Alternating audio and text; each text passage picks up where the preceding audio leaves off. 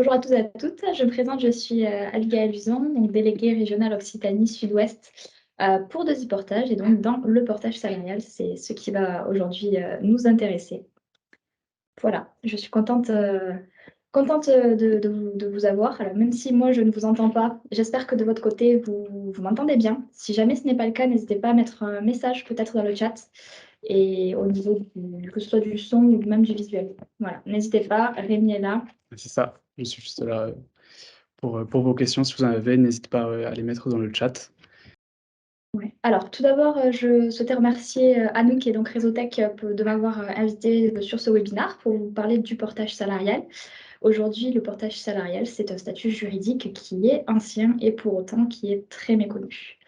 Alors, tout d'abord, j'ai une question pour vous. Est-ce que vous savez pour qui est fait le portage salarial? Et je vous invite à répondre dans le chat si jamais vous avez des idées. Le portage salarial, c'est fait pour toute personne dans n'importe quel secteur d'activité. Voilà, à partir du moment où elle va faire de la prestation de services dite intellectuelle, elle peut faire du portage. Mais à côté de ça, que vous soyez étudiant, que vous soyez déjà salarié avec un CDD ou un CDI, ou bien même que vous ayez une micro-entreprise, vous pouvez faire du portage salarial. C'est un statut qui est ouvert à tous et qui est surtout compatible avec d'autres statuts. Toujours pas de Toujours pas de chat, réponse. je te dirai. C'est pas très grave. Comme je vous le disais, pour faire du portage salarial, il y a quand même des conditions d'éligibilité, pardon. Premièrement, faire de la prestation de services intellectuels, ce qui veut dire que chaque consultant doit avoir une activité de prestation de services intellectuels. Un maçon ne pourra pas faire de portage salarial. Ensuite, il doit avoir un TJM, donc un taux journalier, de au moins 230 € par jour. Et la dernière des conditions, c'est de faire du B2B. Alors, du B2B, c'est tout simplement avoir un client à facturer. À partir du moment où vous avez et vous remplissez ces 3 conditions, vous êtes éligible au portage salarial.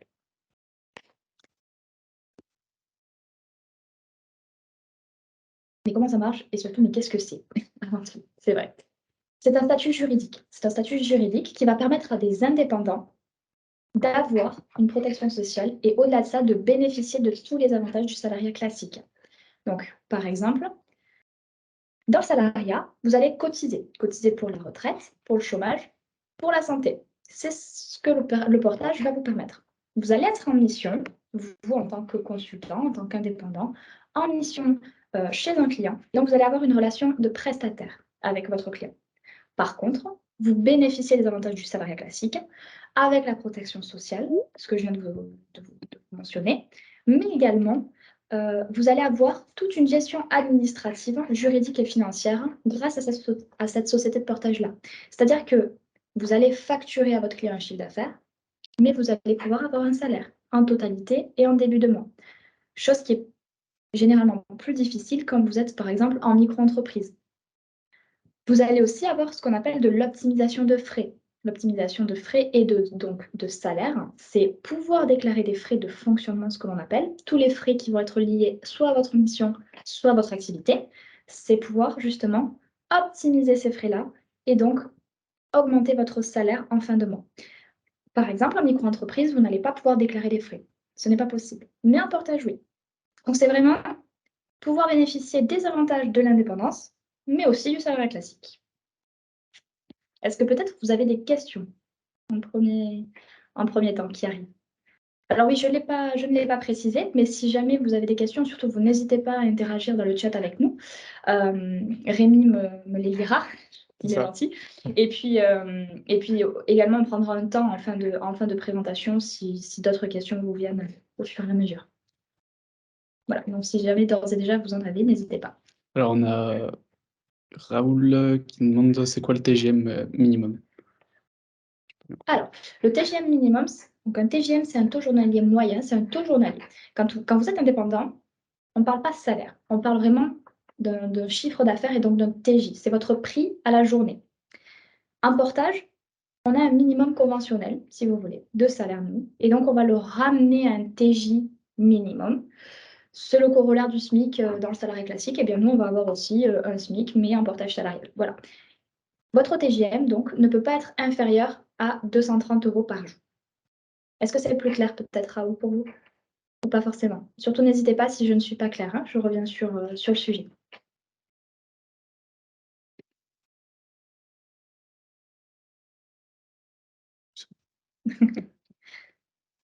Ouais, ok, super. Si pas d'autres questions, je continue.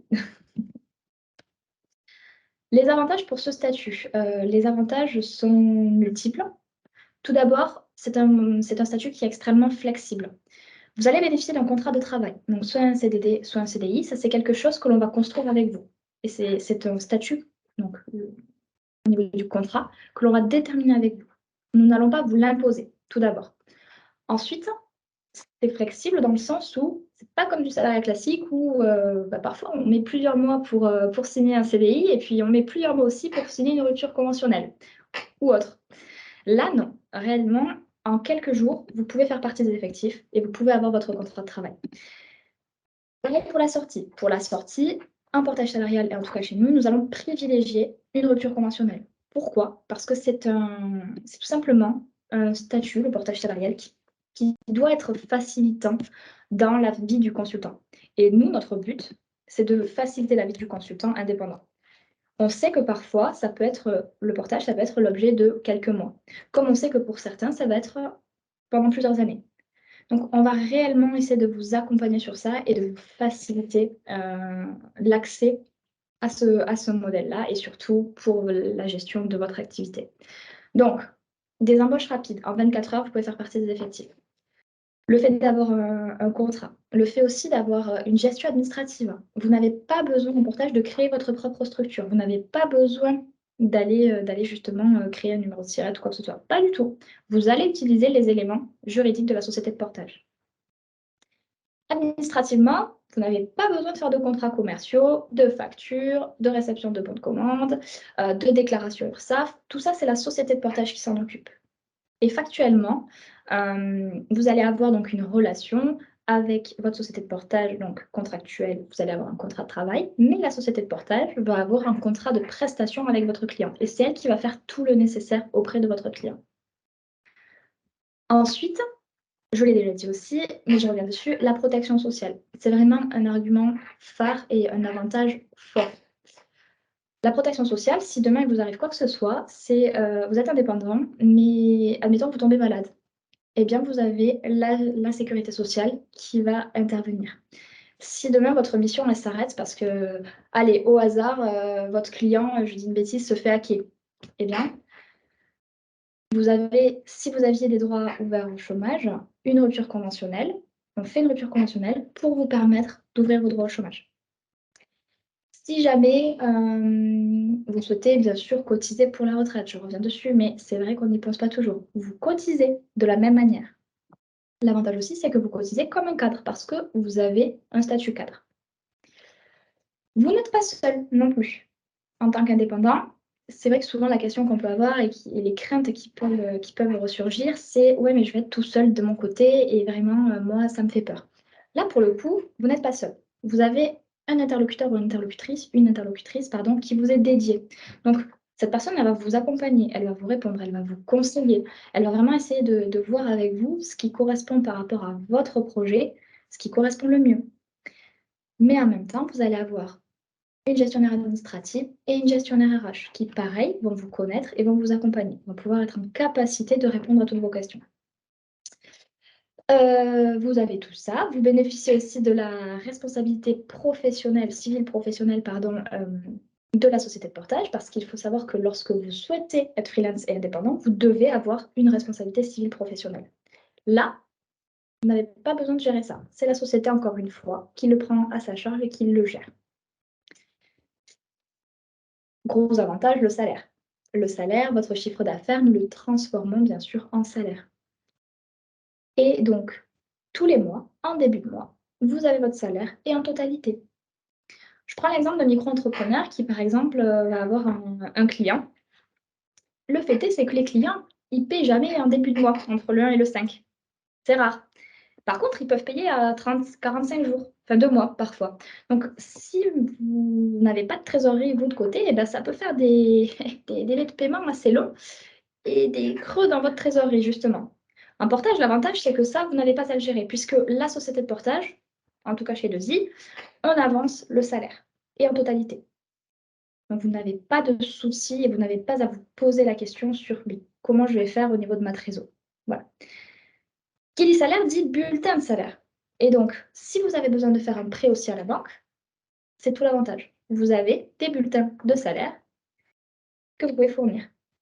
À la différence d'un micro-entrepreneur qui va devoir fournir généralement les 3 derniers bilans et donc sur les 3 dernières années.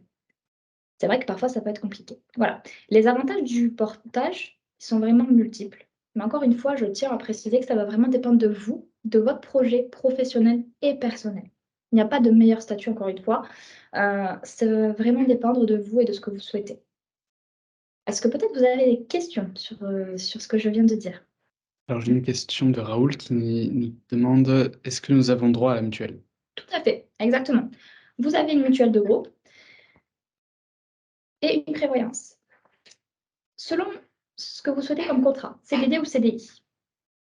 En CDD, vous n'êtes pas obligé de souscrire à la mutuelle du groupe. En CDI, vous avez des cas de renonciation possibles à cette mutuelle. Si vous ne rentrez pas dans ces cas, vous souscrivez à la mutuelle du groupe.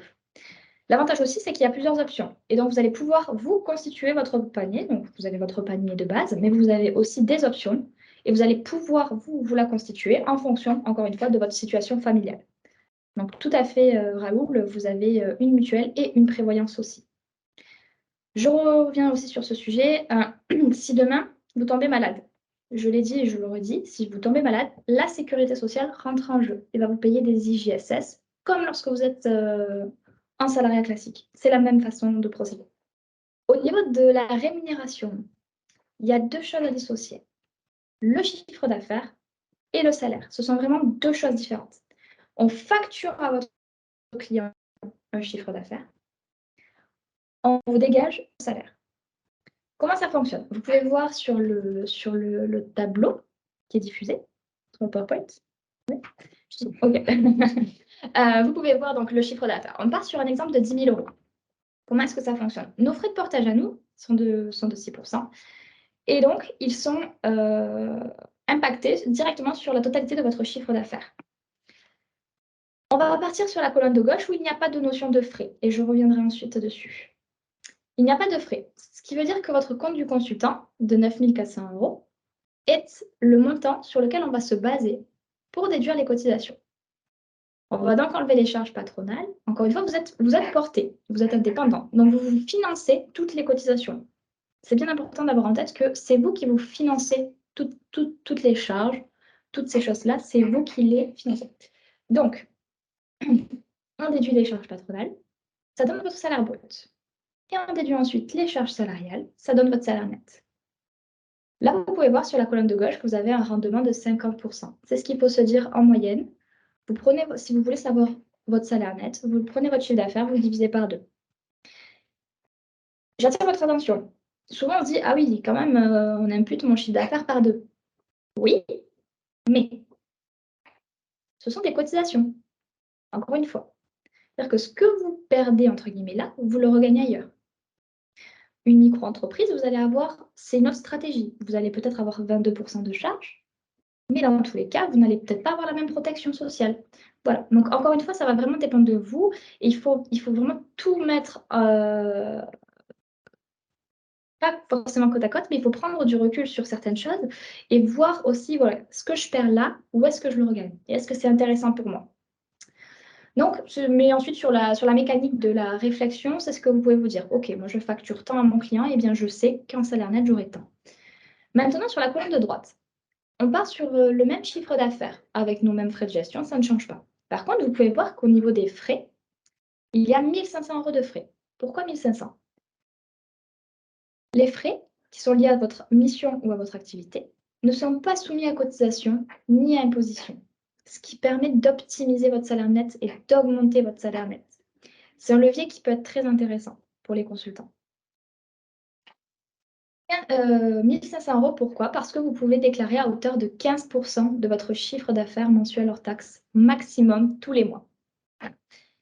Ça, c'est l'URSSAF. Au-delà, l'URSSAF va redresser. Donc, sur un exemple de 10 000 €, eh bien, le maximum, c'est 1 500 €. Ces 1 500 €, vous pouvez voir, hop, on les met de côté. On les sort du compte du consultant. On les oublie, on les met de côté. Vous pouvez voir que le compte du consultant est inférieur.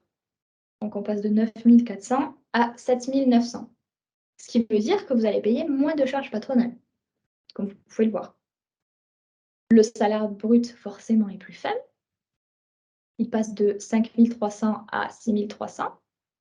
Pardon, l'inverse, il passe de 6 000 à 5 000. Donc, forcément, encore une fois, moins de charges salariales, c'est logique, puisque c'est proportionnel. Et donc, votre salaire net est inférieur. Mais ce qui se passe, c'est que ces 1 500 € qu'on a mis de côté, eh bien, on va venir les réinjecter dans le salaire net, sans cotisation et sans imposition. Ce qui veut dire qu'on va optimiser votre salaire. Et donc, au lieu d'avoir un rendement de 50 %, vous allez avoir un rendement, là, sur cet exemple, de 57 %. Voilà. Donc, on va jouer sur ces notions-là. On baisse le brut, moins de cotisation, on augmente le net. Maintenant, un consultant qui me dit « mais moi, je veux cotiser vraiment énormément », eh bien, forcément, c'est un outil d'optimisation sur lequel on va limiter l'accès pour lui, parce que ça ne sera pas intéressant. Par contre, quelqu'un qui me dit « moi, vraiment, je veux optimiser un maximum et sincèrement, les cotisations, ça m'embête et l'imposition, ça m'embête », on va essayer de trouver des astuces pour pouvoir justement lui permettre de gagner plus. Voilà au niveau de la rémunération. Alors j'ai 2 questions. Ouais, D'abord de Sofiane, mais du coup les frais, il faut les justifier? tout à fait. Les frais sont soumis à justificatif, parce que forcément, s'il y a un contrôle URSSAF, eh ben, il faut pouvoir sortir les factures, hein. Donc, les seuls frais qui sont sur déclaratif, ce sont les indemnités kilométriques. Au-delà, que ce soit abonnement de téléphone, abonnement internet, que ce soit les frais de repas, si vous mangez à l'extérieur et au réel, que ce soit les tickets de parking, péage.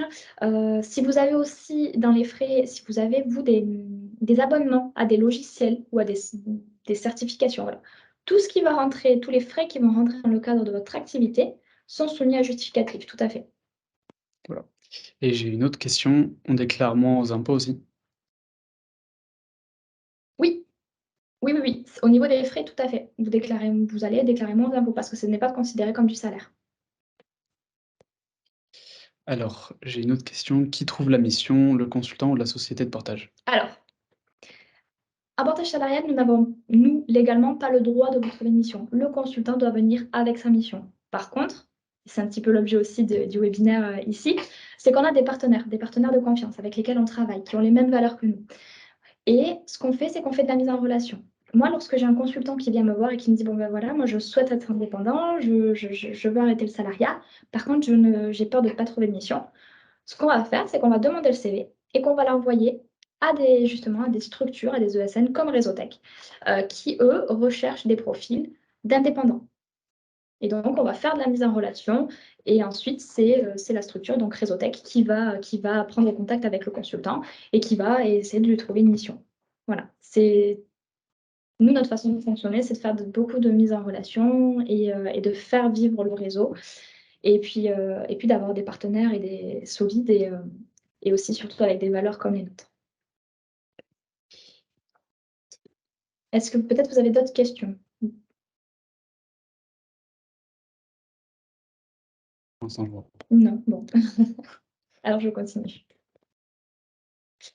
J'ai un petit peu anticipé la question. Est-ce qu'on peut passer des frais? Si oui, lesquels? On peut tout à fait faire passer des frais. Au niveau des frais, vous en avez plusieurs. Tout ce qui est achat de matériel informatique, je ne vais pas revenir sur les autres frais, donc téléphone, internet, tout ça, on en a parlé. Achat de matériel informatique, vous pouvez. Et il y a des notions de remboursement à 100 %, 50 %, selon si votre client vous demande d'avoir votre matériel ou si vous l'achetez de vous-même parce que dans votre activité, vous en avez besoin. Donc, tout ce qui est achat de matériel informatique, tout ce qui est prime liée au télétravail, tout ce qui est déplacement, tout ce qui est frais de repas, c'est pris en compte. Tout ce qui va être aussi frais liés au matériel ergonomique ou sur de la papeterie pour vous équiper, vous, chez vous. Tout ça, ce sont des frais qui rentrent dans le cadre des frais de fonctionnement, ce que l'on appelle. Par contre, les calculs et puis surtout les règles de remboursement ne vont pas être les mêmes. Parce que l'URSSAF, par exemple, un abonnement de téléphone, l'URSSAF va considérer que vous n'utilisez pas à 100% votre téléphone pour des appels professionnels. Donc, il va accepter un remboursement à hauteur de 50%.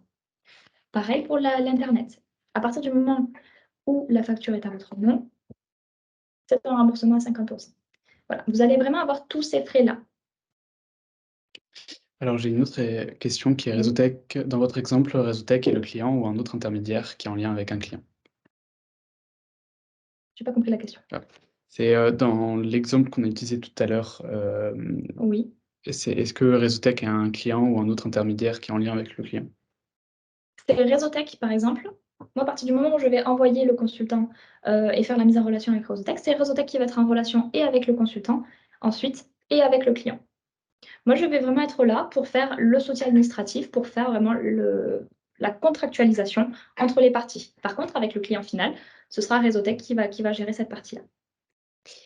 Alors, j'ai une autre question. Et si je trouve une mission dans une startup, c'est possible aussi ou c'est risqué? Je ne pourrais pas être payé, par exemple.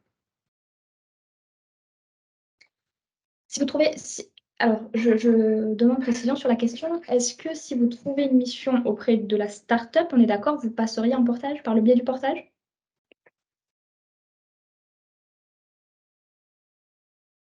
Oui. Alors, ça peut être risqué. Tout va dépendre. Si la startup a moins un an d'ancienneté, on va pas se cacher, ça peut être compliqué au niveau de la trésorerie. Ce qui veut dire que nous, en tant que société de portage, il est possible qu'on dise au porté, on va attendre le premier paiement du client pour être sûr que c'est OK pour vous verser le salaire. De manière générale, ce n'est pas ce qu'on fait. De manière générale, à partir du moment où vous contractualisez avec nous, on va avancer et on va faire de l'avance de salaire. On va avancer le salaire. Voilà. Maintenant, tout va dépendre forcément si votre client il a moins de an et puis il a un capital de 1 euro, et ben on va peut-être pas faire l'avance de salaire. Mais c'est des cas qui sont rares. La majorité du temps, on fait l'avance de salaire à 100%. Ce qui veut dire que s'il y a un souci de paiement du client, c'est nous qui le gérons. Et c'est notre prise en charge à nous. Je ne sais pas si ça répond à la question. Si jamais ce n'est pas le cas, je pourrais préciser.